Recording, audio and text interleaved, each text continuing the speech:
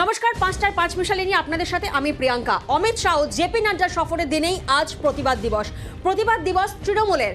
আমরা জানি যে শ্যামবাজারে ফুটবল নিয়ে প্রতিবাদ দিবস পালন করছেন তৃণমূল। সেই ছবি আপনাদেরকে দেখাচ্ছি। আজ সব ব্লকে প্রতিবাদ মিছিল, ফুটবল নিয়ে প্রতিবাদ মিছিলের আয়োজন যুব তৃণমূল কংগ্রেসের।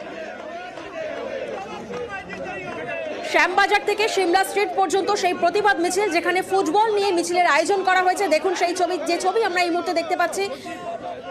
অমিত আমাদের সঙ্গে রয়েছেন প্রতিনিধি। অমিত, এই মিছিলে কারা কারা উপস্থিত রয়েছেন এবং মিছিলের কর্মসূচি ঠিক কতক্ষণ রয়েছে? দেখো, এই মিছিলে উপস্থিত রয়েছেন রাজ্যের মন্ত্রী সন্দীপা জা, রয়েছেন তৃণমূল যুব কংগ্রেসের সভাপতি সায়নী ঘোষ, উত্তর কলকাতার তৃণমূলের কর্মী সমর্থকরা যেমন রয়েছেন, উত্তর কলকাতার বেশ কয়েকটি নেতৃত্ব রয়েছেন একসঙ্গে। যুব তৃণমূলের যে সমস্ত কর্মী সমর্থকেরা উত্তর কলকাতা যারা তৃণমূল কংগ্রেসের কাজ করেন, তারাও কিন্তু এই মুহূর্তে রয়েছে। মূলত রবিবার দিন লক্ষ্য কণ্ঠে গীতাপাঠ অনুষ্ঠানে পরবর্তী পর্যায়ে সুকান্ত মজুমদার স্বামী বিবেকানন্দকে উদ্দেশ্য করে স্বামী বিবেকানন্দ মন্তব্য নিয়ে তিনি যে মন্তব্য করেছিলেন, সেই মন্তব্য স্বামী বিবেকানন্দকে অপমানজনক এবং সেই মন্তব্য স্বামী বিবেকানন্দকে অপমান করা হয়েছে, এমনটা কিন্তু অভিযোগ করা হচ্ছে তৃণমূল কংগ্রেস তরফে। তারই প্রতিবাদে আজকে ব্লকে ব্লকে কিন্তু তৃণমূলের এই কর্মসূচি নেওয়া হয়েছে। সেক্ষেত্রে এই মুহূর্তে শ্যামবাজার থেকে সেই মিছিল শুরু হয়েছে। এই মুহূর্তে হেদুও ক্রস করছে, আর কিছু সময় পরে কিন্তু বিবেকানন্দের বাড়ির সামনে কিন্তু পৌঁছে যাবে এই মিছিল। বেশ, আর কিছুক্ষণের মধ্যেই সিমলা স্ট্রিটে বিবেকানন্দর বাড়ির সামনে পৌঁছবে এই মিছিল। আমরা বিজেপির ঔদ্ধত্য দেখে অবাক হয়ে যাই এবং স্বামীজিকে অপমান করতেও তারা বাকি রাখেনি। অনুশোচনা তো হওয়া উচিত। তিনি অ্যাপোলজি চাইবেন না, ক্ষমা চাইবেন না, মানে স্বামীজির চেয়েও বড়। বাংলা এটা মানবে না। জেপি নাড্ডা, অমিত শাহজি এসছেন, তো তারা বলুক সুকান্ত মজুমদারকে তোমার তো ক্ষমা চাওয়া উচিত। এই উচ্চ নেতৃত্ব সমর্থন করছে স্বামীজির এই অপমানকে। আর এদিকে লোকসভায় অমিত শাহের টার্গেট বাংলা। আজই বঙ্গ সফরে রয়েছেন অমিত শাহ এবং জেপি নাড্ডা। যে ছবি আমরা দেখছি, লোকসভা সামনেই, লোকসভা নির্বাচন। সেই লোকসভা নির্বাচনে অমিত শাহের টার্গেট বাংলা। দেখুন দুটো ছবি, একদিকে বৈঠকের ছবি আর অন্যদিকে ফুটবল নিয়ে প্রতিবাদ, তৃণমূলের প্রতিবাদ। দুটো ছবি একই সাথে আপনাদেরকে দেখাচ্ছি। রাজ্য রাজনীতি একেবারে সরগরম আজকে যে খবর নিয়ে। একদিকে বঙ্গ সফরে অমিত শাহ এবং জেপি নাড্ডার, অন্যদিকে শ্যামবাজার থেকে সিমলা স্ট্রিট পর্যন্ত ফুটবল নিয়ে প্রতিবাদ মিছিল, যুব তৃণমূলের সেই প্রতিবাদ মিছিলের ছবি এই মুহূর্তে আমরা দেখতে পাচ্ছি।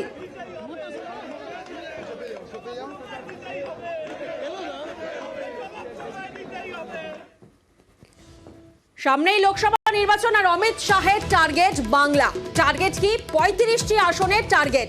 সেই 35টি আসনের টার্গেটের জন্য গঠন করা হলো election management team. Election management team Amit শাহের টার্গেট 35টি আসন, তার জন্য গঠন করা হলো ইলেকশন ম্যানেজমেন্ট টিম। অর্ণব এই মুহূর্তে আমাদের সঙ্গে রয়েছেন। অর্ণব, এই টিমে ঠিক কি কারা কারা রয়েছেন, কি কি চমক রয়েছে এই টিমে?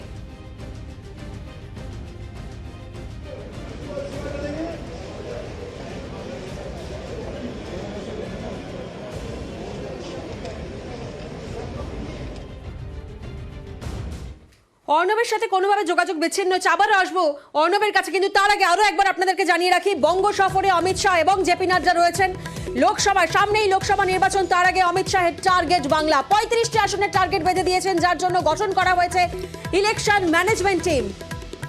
এবং সেই ইলেকশন ম্যানেজমেন্ট টিম কিভাবে কাজ করবেন, কারা কারা রয়েছেন এই টিমে, জানবো আমরা প্রতিনিধি অর্ণবের কাছ থেকে।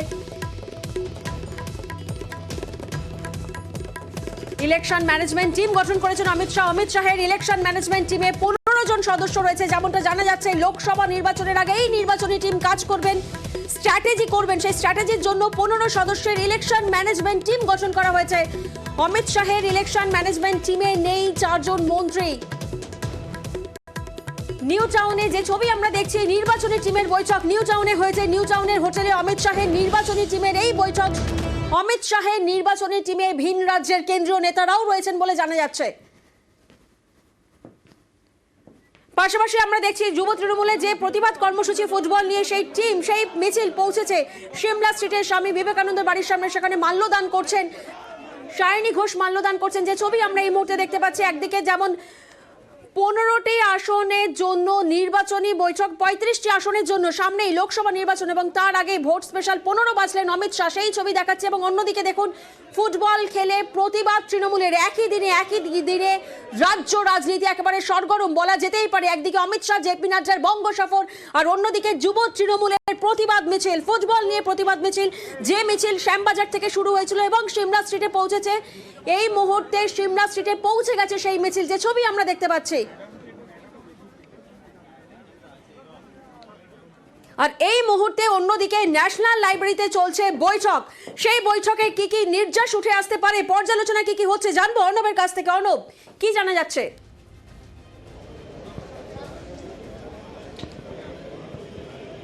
দেখো, চলতি বছরের এপ্রিল মাসে বীরভূমের সিউড়ির মাটি থেকে 35 আসনে জয়লাভের টার্গেট দিয়ে গেছিলেন অমিত শাহ, এবং সেই এপ্রিলের পর আজ ডিসেম্বরের 26 তারিখ, এর মধ্যে 7 মাসের বেশি সময় অতিক্রান্ত।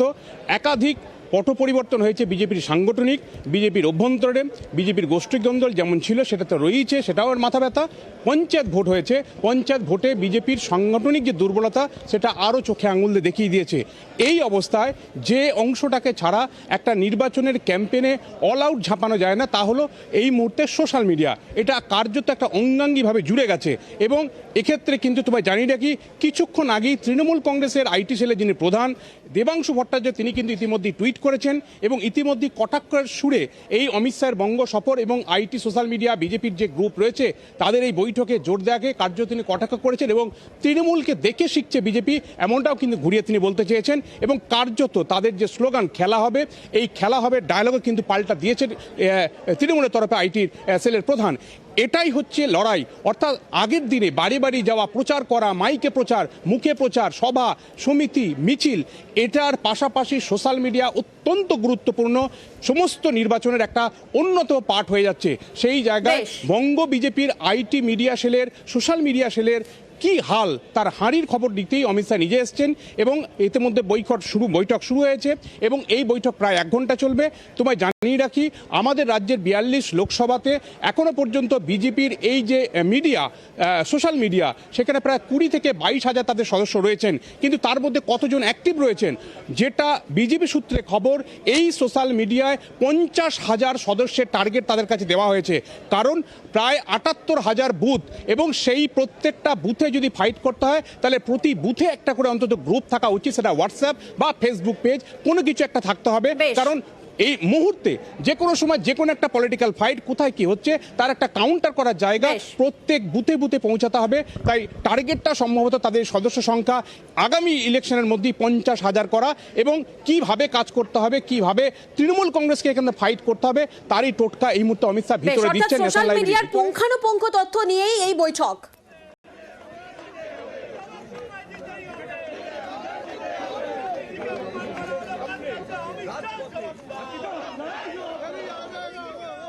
আমরা পাখির চোখ করে এগোচ্ছি, আমাদের 35টা আসন চাই এবং আমরা নিয়েই ছাড়বো। লোকসভার দামামা বেজে গেছে, হাতে আর 3 মাস সময়, সম্পূর্ণভাবে সমস্ত লক্ষ্য আমাদের পশ্চিমবঙ্গে। হ্যাঁ, নিশ্চিতভাবে এখন থেকে বেছে রাখলেন, ভরাডুবির পর ঠিক কাদেরকে দায়ী করতে পারবেন, না হলে তো ওটা হাওয়ায় হাওয়ায় থাকতো। এই 3 থেকে 5 জনের নেতৃত্বেই এটা ভরাডুবি কমিটি। 35 তো দূরের কথা, 3 থেকে 5 আগে পেয়ে দেখাক বাংলার বুকে।